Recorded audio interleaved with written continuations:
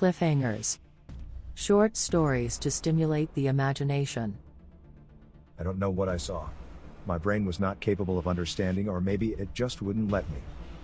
It did not want to deal with what I had seen. I think it is called compartmentalization. You lock away the trauma to protect yourself. Protecting me from the things that lurked and moved in that hellish place. I stumbled upon the encampment by accident. I was hiking like I did every few weeks, and it was getting dark, so I wanted to set up camp. I was looking for a clearing with some nicely spaced trees, and as I rounded the edge of the ravine, I saw the campfires burning across the river. I looked out over the cliff to try and make out what I was seeing.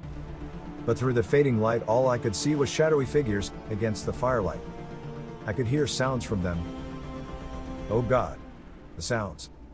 Not sounds that I ever believed could be of this earth. Sounds of unimagined creatures. If those sounds came from people, I had no capacity to fathom what was happening. Sounds of souls being torn from the flesh of the living and cast out of the body. Sounds that make the blood run cold. My heart pounding inside my chest like a criminal trying to escape. As I stood by the edge, frozen in place and unable to look away, a shape rose up by the fire and raised its hands to the sky in exultation. A terrible sound rang out across the ravine from the shape. As it echoed across the jungle and rang in my ears like knives, I reeled in fright and lost my footing, falling down the ravine and into the river below. I don't know if I was seen or not.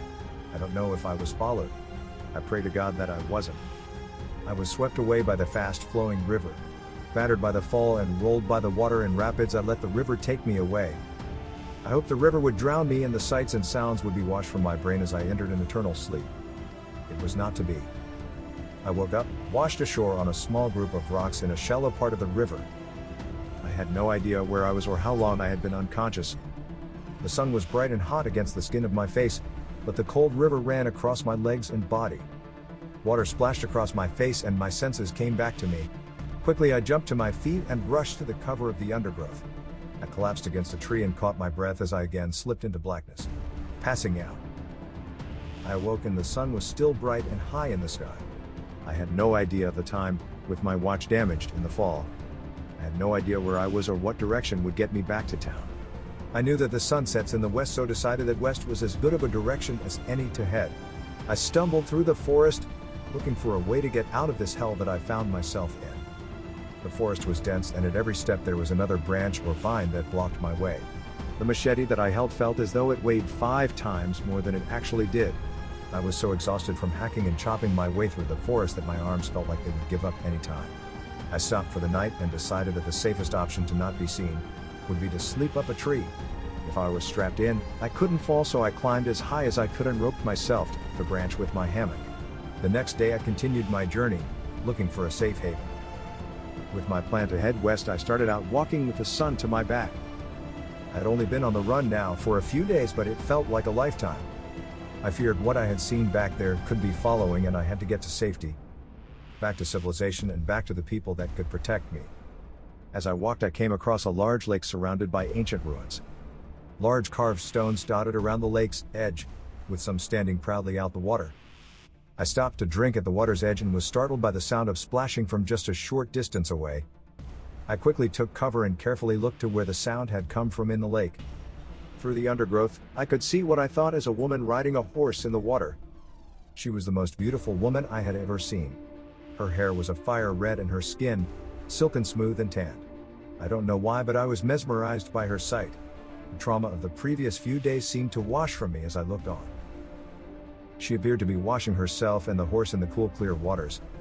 I was just about to make my presence known when I realized that it wasn't a woman with her horse, but a centaur. Half human, half horse. I couldn't believe my eyes. Beings such as this only existed in fairy tales and children's stories. No matter my disbelief, I was drawn to her. I stood and called out hello. She was startled and jumped to her feet, ready to attack, with her knives drawn. The previous encounter on the river came flooding back to my mind, and I collapsed to the ground in fear. Cowering and covering my head with my hands, I could hear the creature getting closer. Water splashing around her feet as she walked slowly towards me.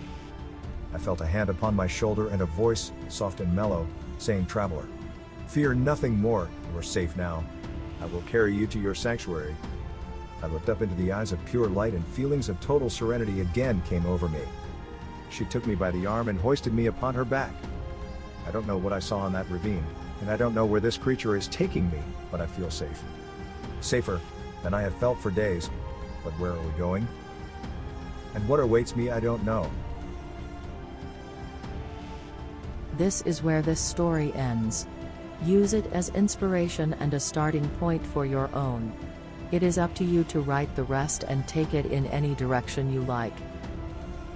I hope you enjoyed this short cliffhanger, from Hot Dog Telepathy.